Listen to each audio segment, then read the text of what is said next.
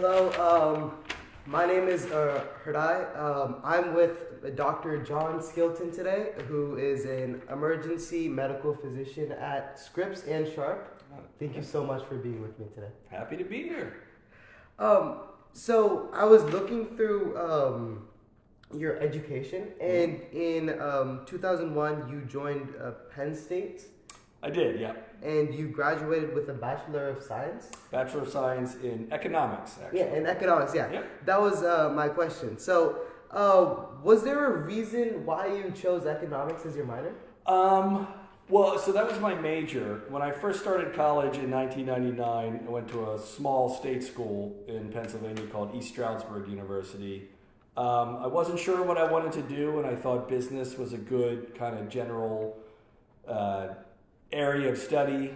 Because it was such a small school, they actually did not have a college of business. Oh. So the closest thing they had was economics. So I did that, and then when I transferred to Penn State in 2001, I decided to stick with economics just because changing majors would have delayed graduation. So I see. So, did you enjoy doing economics? I did.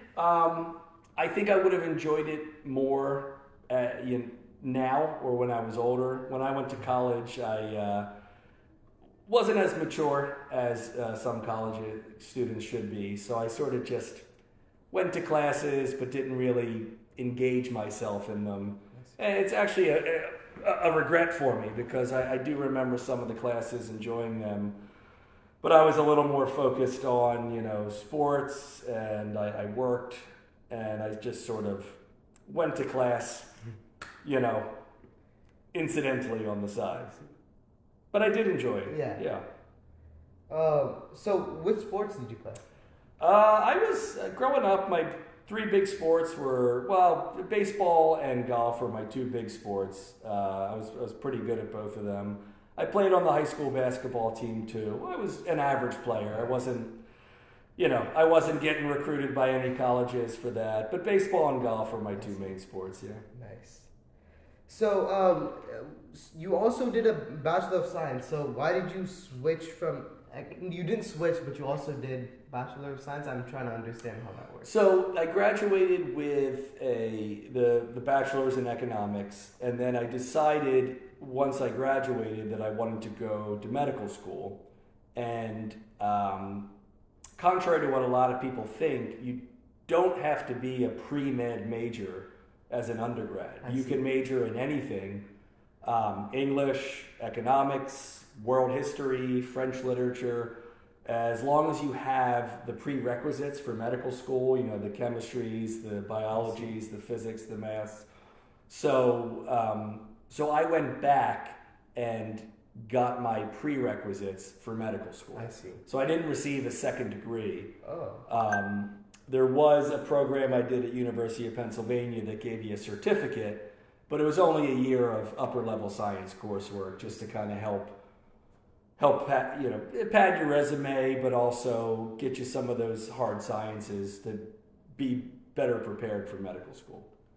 So, is that what you were doing after you graduated Penn State? Yes. So I graduated Penn State in 2004. I stayed up there for about 9 months and just worked, saving up money. I still had a lease on my apartment, so I just stayed there for 9 months and saved up some money. And then, I came home to Philadelphia in 2005. And pretty much started on my path to trying to get the prerequisites for medical school. I was doing it on my own. I was paying for it. So I couldn't take as many courses per semester than I wanted to because I also had to work, pretty much full time. So I was mostly working about 30, 40 hours a week while taking generally about 2 classes a semester. And preparing for the MCAT, and I worked in hospitals, I volunteered. So that whole process took me about 3 or 4 years to get my application together, and then applied and got in and went to Drexel. Nice. So, you completed most of your training in Pennsylvania, and briefly, I was looking at like how do you do med school in California? Yeah. Are there like any differences between the paths around like the country, like depending state to state?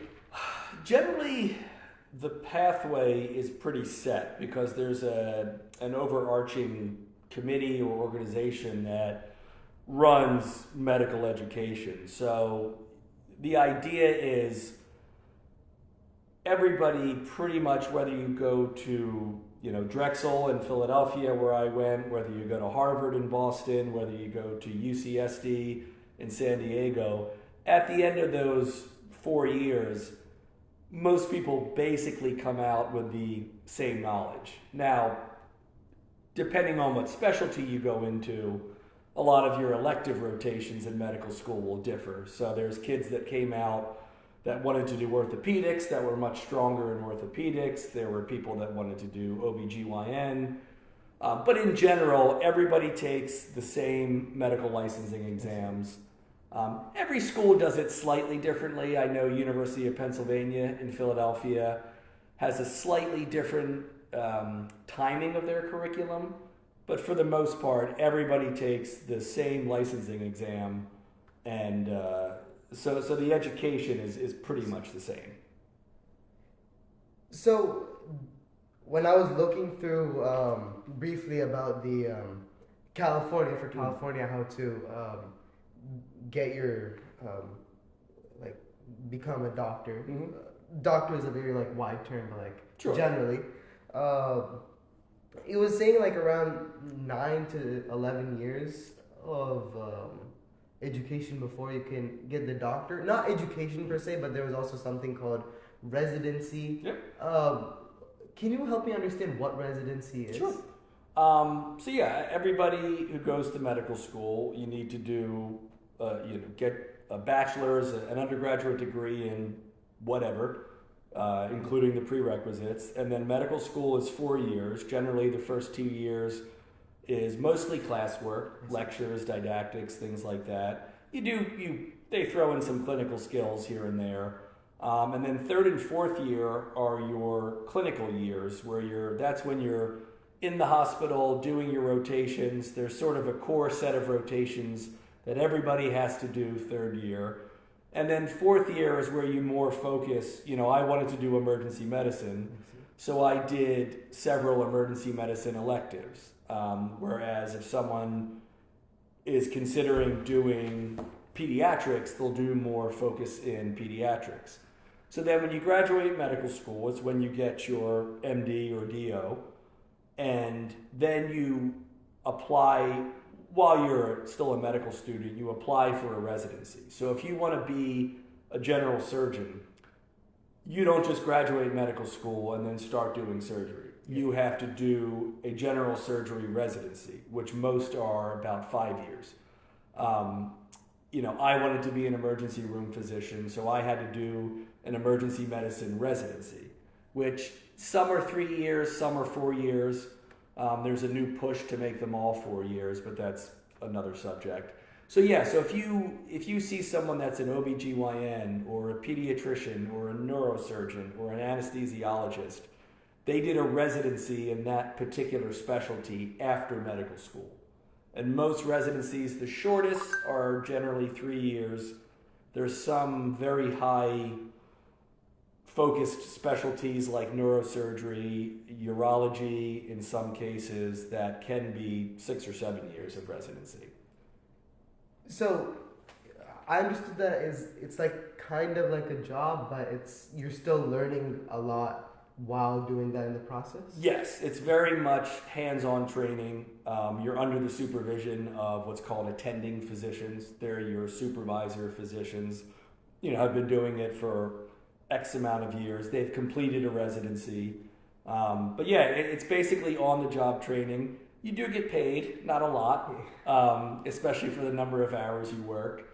But you are technically paid, and you are a doctor. You introduce yourself as Dr. Skilton, Dr. Smith, Dr. Johnson, whoever. But you are not fully privileged to practice independently. You have the attendings or the supervising doctors overseeing your work, and they guide you. Are you sure you don't want to do a CT scan on that patient? Okay, well, what do you think's going on with this patient? What test would you like to do? And usually towards the end of your residency, you're fairly independent. And then you graduate residency and you go out, and that's when you can practice independently. But the learning is not over. The 3 years or even 7 years is not enough to see everything. So medicine is a lifelong learning journey. But that's what residency is. So, from the time you started, say, in your residency to now, how much change has there been in the field? How much? Well, it's a bit of a loaded question for me because I graduated medical school in 2014, but I spent just over 4 years in the military as a military physician. And then after my military service, I went back in 2018 to complete my emergency medicine residency. But I mean, I can say that it's a good question. It's hard to say how much has changed. I do see, at least from, for example, moving here, it's probably the easiest to compare it to when I started here in 2021 as an attending physician. I've definitely seen in my emergency department, the volumes are going up. People seem to be getting sicker. It seems to be harder and harder for patients to get in to see their primary care doctors. It seems to be harder for patients to get in to see specialists. And so it seems to me, and again, my niche is the emergency department, so I can't speak for other specialties, but it seems the numbers nationwide show that ER visits are on the rise. And I think that we would need probably hours to talk about the factors that go into that. But I mean, I think a lot of it are, a lot of doctors are not going into primary care. The cost of medical school is high, and the reimbursement rate for a lot of primary care physicians, your family practitioners, your pediatricians, unfortunately, finance does come into a factor of, for some people, what specialty you choose. For me, it wasn't, luckily, but a lot of people, you have to be able to pay your mortgage and pay back your student loans. And so a lot of people are not going into primary care. And so some of the other specialties, emergency medicine specifically, are sort of, we're the safety net. So if you can't get in to see your primary, that's where we are. I think with the internet, it's been a blessing and a curse. I think a lot of what we do on our phones, what we do on social media, is also we live in a very I need instant gratification type society. So I think this might be, I'm 43, so I don't think I'm an old man, but it might be the old man in me saying that, the younger generation isn't as tough. I think people wake up and have an ailment that, 20 years ago when I was 22, I wouldn't even think of going to an emergency room for, but they're on their phones Googling things, and, the internet and Google and these websites all have to list everything that your stomachache could be. And I think people get scared into going to the emergency room because they think the worst case scenario is happening. But, I think some of it is that instant gratification. They don't feel well and they want to get better right away. That's part of a much larger soapbox that I could bore everyone to tears on for hours. But I think there's a lot of factors that go into it. So you said you were in the military. I was. You went to medical school in 2010? 2010, yeah. 2010? Yep. Was that with the military, or how does that work? Partially. So I did I did what's called the HPSP scholarship, which is you first have to get into medical school, a U.S. medical school, and you sign a contract with the Navy that they will pay for medical school. And for every year that they pay for medical school, you owe them a year of service. So there is a financial incentive involved in it, but what attracted me to the program was it was actually a professor when I was getting my prerequisite classes at Temple in Philadelphia, whose brother was a commander in the Navy. This professor had gotten his PhD paid for by the Army and worked for the Army for years. And so we got to meet people in his brother's command that were physicians. We went down to Norfolk in Virginia, and none of them really tried to sell it to us as like, oh, you'll see when you get to high school and the military recruiters start calling you, they're very pushy. Yeah. For this, I found the opposite. They were like, listen, this isn't for everybody. Here's the good parts about it. Here's the bad parts. But it's very rewarding. I also had a desire to serve. It's something that I thought of when I was younger. I never did it. So for me, it was more about serving. But I think anyone would be lying if you didn't say the money didn't help. I mean, I went to Drexel, which is a private medical school. Great school. It's then, and I'm sure it's even more now, I think just tuition was $50,000 or $60,000 a year. So to not have that debt, and in the end, it brought me to San Diego. I got to do a great program called the Flight Surgery Program, where I was the doctor for pilots. I luckily, by some stroke of luck, got stationed back in San Diego at Miramar with the Marines. Hoorah! I was with 163, the Evil Eyes. Got to deploy, go overseas, see parts of Southeast Asia, the Middle East, North Africa, places that I never thought I'd get to see. We did missions. We got to work with the Navy SEALs. I got to work with the Marines for 2.5 years.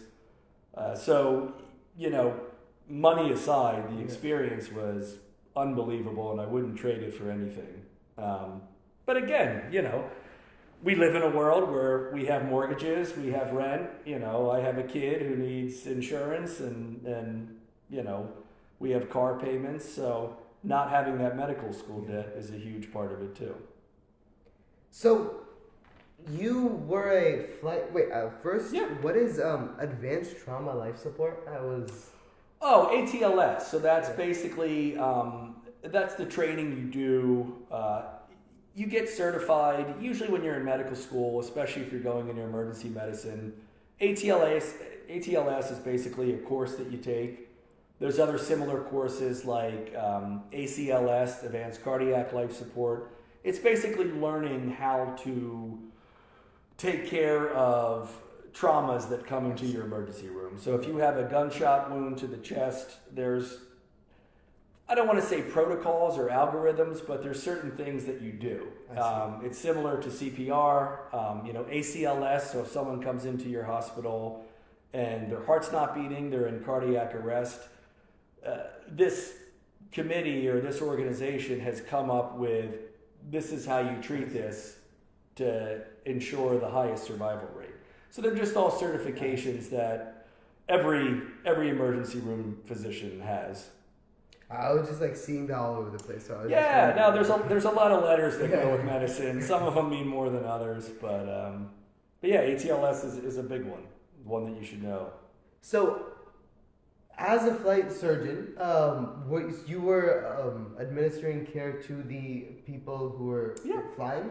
Yeah. Usually, so, surgeon is a little bit of a misnomer. It's kind of like saying Surgeon General. So I wasn't an actual surgeon. Surgeon is kind of a general term. It's an old school term for physicians in the military. But I was the doctor. So my squadron, during deployment, I was probably responsible for up to 1,000 Marines and Navy pilots and crewmen, because we had a bunch of squadrons that they call it chopping. Everyone comes to our squadron to deploy. But my main job, day to day was, seeing daily complaints. You know, if one of my pilots or my crewmen or my Marines had, you know, a twisted ankle or a sore throat or something, I was their doctor. I was also in charge of keeping the pilots flight ready. You know, you have to meet certain physical standards, certain sicknesses and ailments can preclude you from flying. Most of them temporarily, a few of them permanently. Luckily, I don't think I ever had to permanently down anybody, because your job is to keep your Marines flying. So that, you know, I would do flight physicals. Then on deployment, I mean, we were the air combat element, the ACE.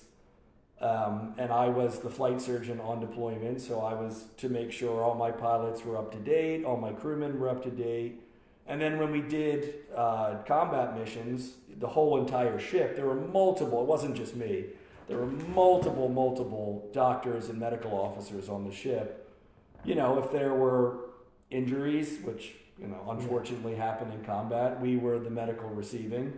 So we took care of, you know, Marines and Navy sailors wounded in combat. So it was a very, and then after deployment, I spent, you know, it was the post-deployment year at the squadron in Miramar, which was mostly seeing clinic and taking care of medical issues that came up with my Marines, making sure they were all still medically ready.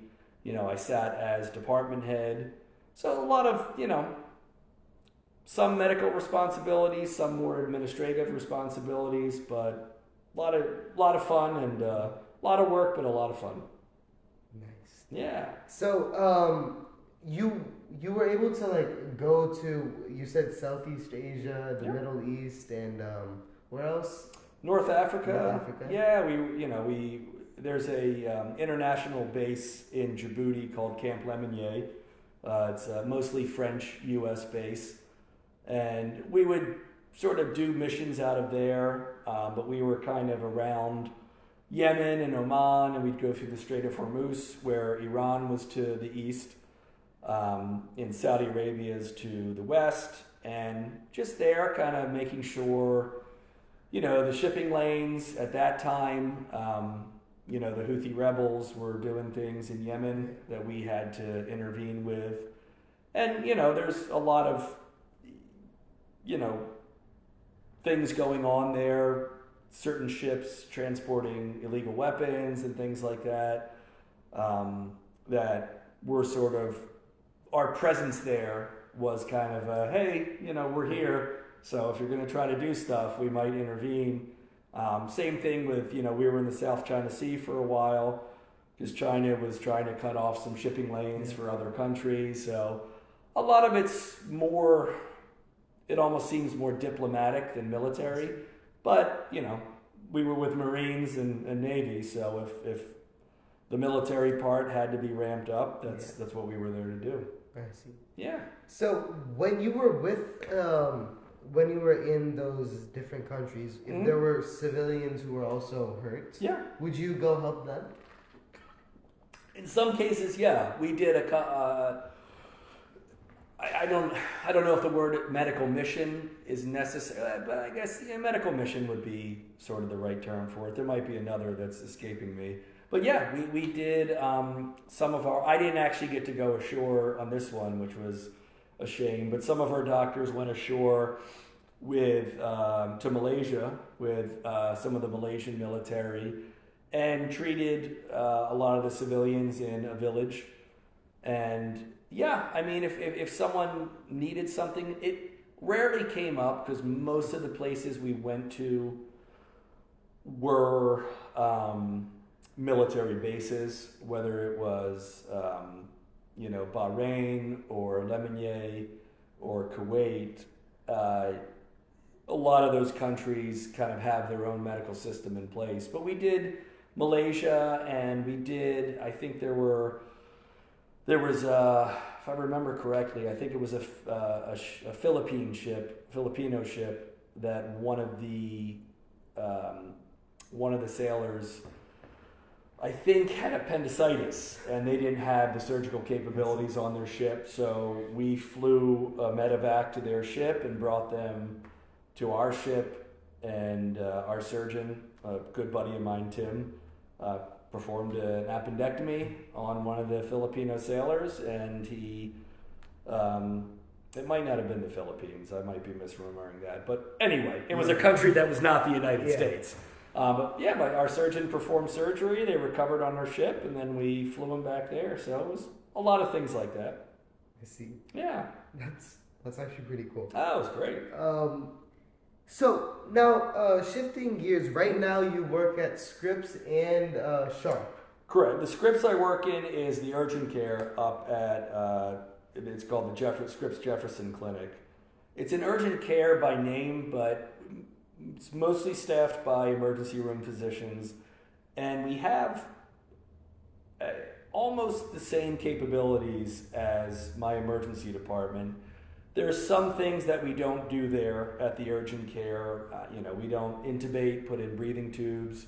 There's certain procedures that we can't do, like lumbar punctures or conscious sedation, just because we don't have the backup there. But we have all of the imaging capabilities, lab capabilities, nursing, physician, and then if someone needs a higher level of care, we'll send them down to usually Scripps Encinitas or Scripps La Jolla.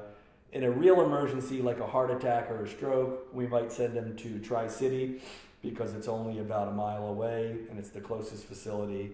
And we get very sick people there. I mean, some emergency room doctors kind of joke or scoff and say, urgent care is where you lose your skills or, you go to retire. But this one, we see very sick people there. So I think it's a good balance with my emergency department at Sharp, which is a full-on emergency department. Okay. We do everything. Even there, though, I'm at the Coronado location, and we don't have all the specialists in Coronado because it's a smaller community hospital. So even there, we will get patients that we'll see, but if they need a specialty like ENT or OBGYN or neurosurgery, we'll send them to generally Sharp Grossmont, which is our large tertiary level 1 center. So it's a good balance, though. So how did those balance out both of those jobs? Is it like 1 week here or 1 week here? No. The nice part, right now I do 8 shifts at each, so I do 8 and 8. The nice part about Scripps is they make their schedule very far in advance. So I've already submitted my August schedule for Scripps, which should be out this week, and at that point I'll see what days I'm working at Scripps. I won't need to submit my August schedule for Sharp until June. So I already know my Scripps schedule, so I can say, well, I know I can't work these 8 days in August that's at Sharp, but I'm available these other 22 days for my 8 shifts. So that's kind of how it works. So I lucked out in the schedule of the schedule making, if that's a way to say it. So I always thought EMPs work odd hours. Is that true or not? Like 8 shifts, how long is 1 shift? That is, I mean, for some people it's a benefit. For other people it's a downside. Most emergency room shifts are usually the shortest is about an 8-hour shift, and some places you'll work a 12-hour shift. Usually at the places that you work 12 hours, you'll work less shifts a month. So some doctors might work 10 shifts that are 12 hours long a month, versus if you work at a place that's 8 hours, those doctors might work more of like 13 to 15 shifts a month because it's more of an hours per month. So yeah, and I mean, with the emergency room, it's open 24 hours a day, 365 days a year. So there are times where Tuesday I'll work an afternoon shift from noon to 9, and then Wednesday or Thursday I might work an overnight from 10 p.m. to 6 a.m. And then Sunday I might be back for a 6 a.m. shift, or so the shifts do jump around. I mean, the scheduler tries to put them sort of in blocks, so you're not, if I work like a 2 to 11 shift Wednesday, 2 to 11 p.m., they're generally not going to schedule me for a Thursday 6 a.m. shift, because that would be a really short turnaround. Not that it hasn't happened when it's dire need of someone working the shift, but for the most part, they try to avoid things like that.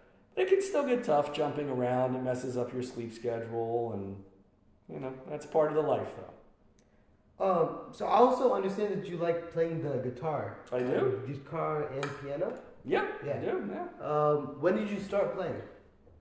Piano, I started...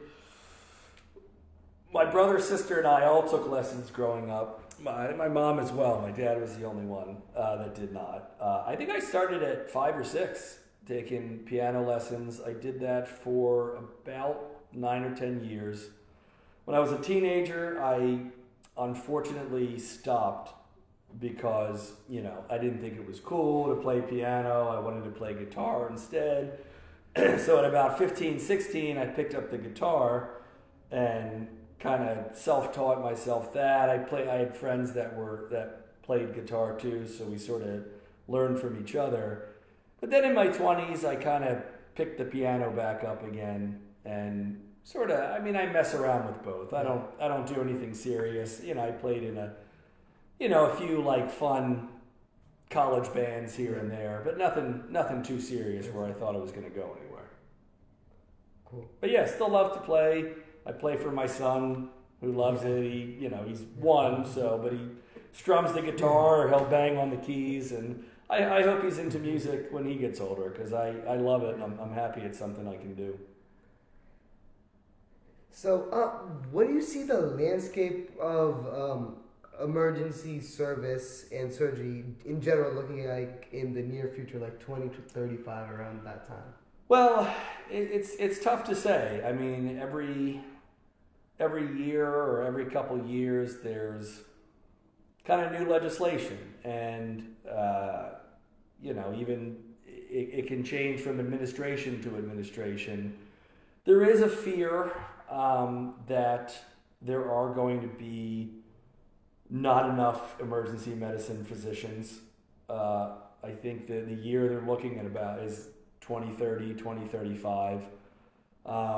There was a year about, I think it was 2 years ago, I think it was the 2023 or maybe the 2022 match, which is what they call it when you get a residency position.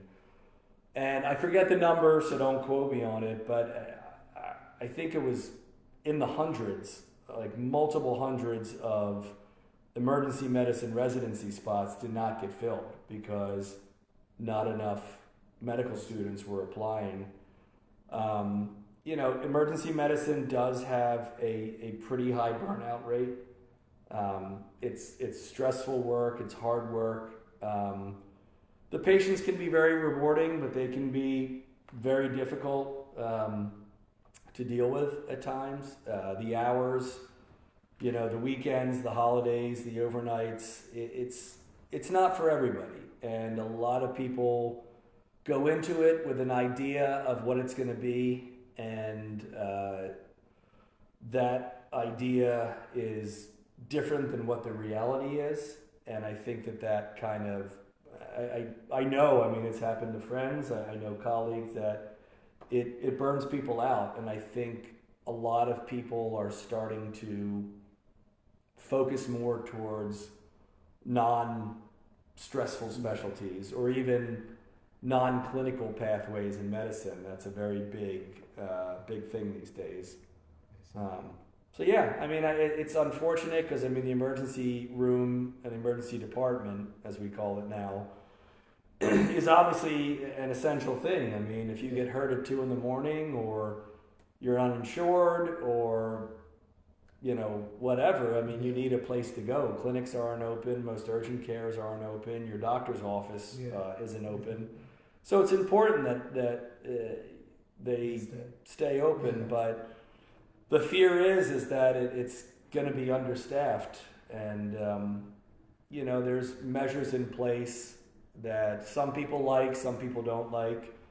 Like there's physician assistants, there's nurse practitioners that work in a lot of emergency departments.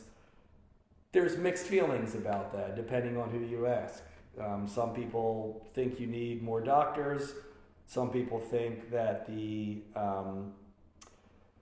NPs and the PAs are sufficient in most cases, and the old joke is you ask 10 different people, you'll get 10 different opinions. So.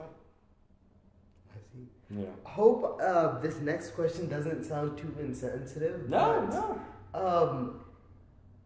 There's a shortage. So you're saying that there might be a shortage around 2035 That's the prediction. PAs. Yeah, I'm not sure. I think that's the year they predicted. Yeah. So as AI is rapidly developing and as that is improving, could that be a viable option to help with this? That's a good question, and I've thought about it, and other people have thought about it. It's I think in certain situations, AI can be a good aid in medicine. I don't know that. Yes, there's always going to be some cases where. Sometimes emergency medicine is very much an algorithm. If A happens, if A leads to B, you got to do C. Yeah. And if C leads to D, you got to do E and F. Yeah. And if not, consider X, Y, Z. Yeah. And AI, we've seen it. I mean, some of these new AI models are very good at complex problem solving. I think that there is some things that medicine will. One thing you learn as a physician is that medicine is as much, if not more, of a social science than it is a biological science. The chemistry and the biology, the physics, it's great to know. I would say I use more social skills in a shift than I do science skills. And so with AI, you're not going to get that. I don't know what the capabilities of every AI model is, but I can remember specific patients that they come in for one thing, and I can smell the alcohol on their breath, or I can just sort of see them and hear their tone of voice, or something written on their shirt or a tattoo or something that I don't know that AI would be able to pick up, and I may have missed the actual diagnosis had I not had, those for factors. for lack of a better term, my human senses and my intuition to be like, yeah, they're saying A, B, C, so like the algorithm says D, E, F, but something's fishy about this. We use a term squirrely in the emergency room, I don't know, that guy in bed 4, he's here for this, but there's something squirrely about him. And, I don't want to say 9 times out of 10, but, maybe 7 or 8 times out of 10, your intuition is kind of right. And, you find out, she's, this woman's being, threatened by her spouse or her boyfriend at home. And she's there for, a rash or twisting her ankle. But just something she said, makes you think about that. So I don't know if AI has that capability. I do know that they talk about it in radiology, that AI is pretty accurate. I should let a radiologist more speak to that, because I'm sure they think about it more than I do. But I do think that there is a place for AI in medicine. I just don't know that completely replacing a human being would be beneficial in the long run. So, you said there's also a social science aspect of emergency medicine, but what about the emotional side? when you're making a decision, do you ever have an emotional side to that decision? Oh yeah, absolutely. You can't. There's sort of a saying in medicine: you can't care about your patient more than they care about themselves. And what I sort of interpret that as, and what I mean by that when I say it is, I mean, if you take every single patient to heart, it's gonna affect your emotions negatively. I mean, it's unfortunate that, especially in emergency medicine, but in most specialties, there's very few that don't. You're going to see some horrible stuff. You're going to see people die. You're going to see kids being abused, neglected. You're going to see drug addiction. You're going to see, poverty. You're going to see depression and mental health issues. And, you do have to remain somewhat objective, because if you let your emotions get to you too much, it's going to cloud your actual judgment. But emotion comes into it all the time. There's times where, if I'm working an overnight shift and it's 2 a.m, and we get a person from downtown who is unsheltered, lives on the street. They come in for whatever complaint they come in for, and you work up the complaint. Oh, your X-ray looks fine. You don't have pneumonia. Whatever. It's 2 a.m, and you think like, okay, we need beds. Let's discharge this person. But then you ask like, hey, like where are you staying tonight? Okay, you live on the streets. You have a tent at 5th and whatever.